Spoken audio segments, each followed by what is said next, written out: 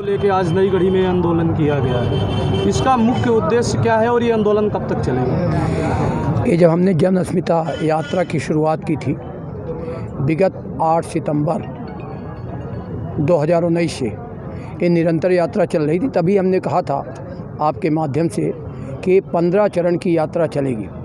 अभी ये 6वें चरण की यात्रा अब तक पहुंची है, जिसके आंशिक परिणाम भी आने लगे हैं। आप इसी नई गढ़ी में जब हम शुरुआत किए थे तो उस समय 100-200 लोग आए थे। आज आप यहाँ चारों तरफ कैमरा घुमा दें तो हज़ारों लोगों की जो उपस्थिति है, इस बात की प्रतीक है कि लोगों की डिमांड है, लोगों की भावना है।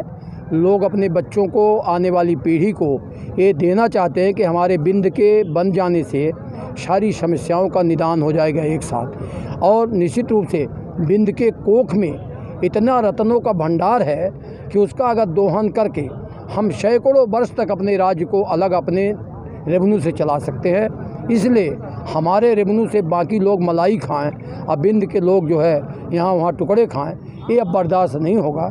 इस नाते हम लोगों ने, हमारे साथियों ने, हमारी टीम ने, सब ने ये निर्णय लिया है कि अब बिंद का आंदोलन अब तेज़ किया जाएगा।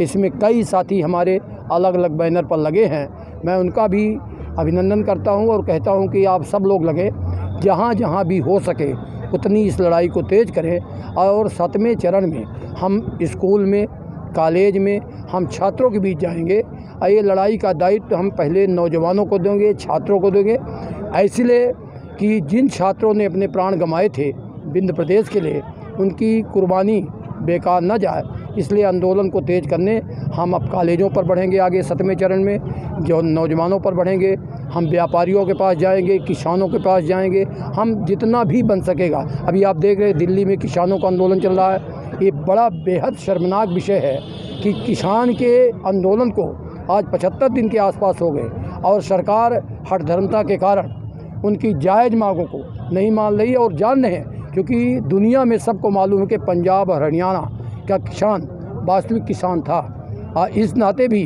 वो सब रीढ़ को समझ रहा है कि विषय क्या है, और इसके बाद भी उसके साथ छलावा हो रहा है, दुरावा हो रहा है। ये बिंद प्रदेश बनेगा, पुराना बिंद हमें लौटाओ, इसका ये आंदोलन है और ये आंदोलन को अब गति मिलेगी। जिस प्रकार से लोगों का अपार समर्थन आपको मिल रहा है, जगह जगह आप यात्राएं कर रहे हैं, सभाएं कर रहे हैं और उसमें बिंद प्रदेश बनाने की आप मांग कर रहे हैं, क्या माना जाए कि इसका सरकार के ऊपर कितना प्रभाव पड़ रहा है और कब तक बिंद प्रदेश हमारा बन पाएगा, वापस मिल पाएगा? हमारे साथियों ने अभी कहा कि हमारे साथियों की लड़ाई से, हमारी लड़ाई से ये इसके परिणाम, आंशिक परिणाम शुरू हो गए। मैं उस बात को तो नहीं कहता कि मेरे कारण ही कोई स्पीकर बना, कि कोई मिनिस्टर बना, पर जनता कह रही है। और अब ये आने वाले समय में बिंद प्रदेश 2023 के इलेक्शन आते आते, इलेक्शन में मूड में जब जनता आएगी 22 में, तब इसके घोर परिणाम दिखेंगे और ऐसा परिणाम दिखेंगे जो बिंद को फिर अपने अस्तित्व में लौटाएंगे।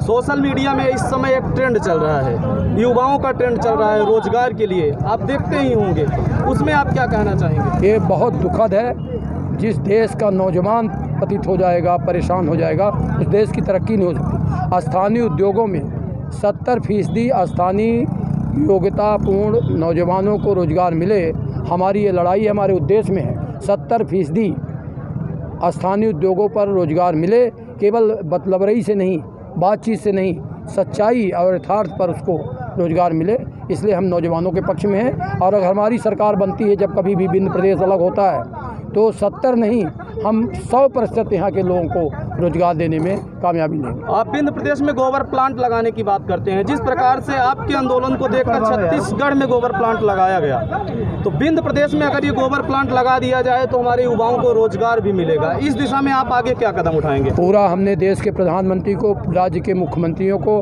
और जो भी जिम्मेदार चीफ सेक्रेटरियों को मैंने पत्र लिखा है, और इसी आंदोलन के साथ वो आंदोलन हमारा प्रमुखता से, प्रखरता से प्रारंभ होगा और उसमें किसानों को जोड़ेंगे, उसमें गरीबों को जोड़ेंगे। उसमें देखिए, अगर गोबर क्रय होने लगेगा तो मवेशी अपने आप बांध लिया जाएंगे, ऐरा प्रथा का समापन हो जाएगा, निरोगी काया हो जाएगी, स्वस्थ शरीर रहेगा और उस दूध घी के बिक्री से एक टाइम का दूध वो बेचेंगे और एक टाइम का दूध उनका परिवार खाएगा, तो निश्चित रूप से स्वस्थ परंपरा होगा। ये कोरोना जैसे जो कोरोना ये झूठी जो वाहवाही लूट रहे हैं, इसका समापन हो जाएगा। बहुत बहुत धन्यवाद।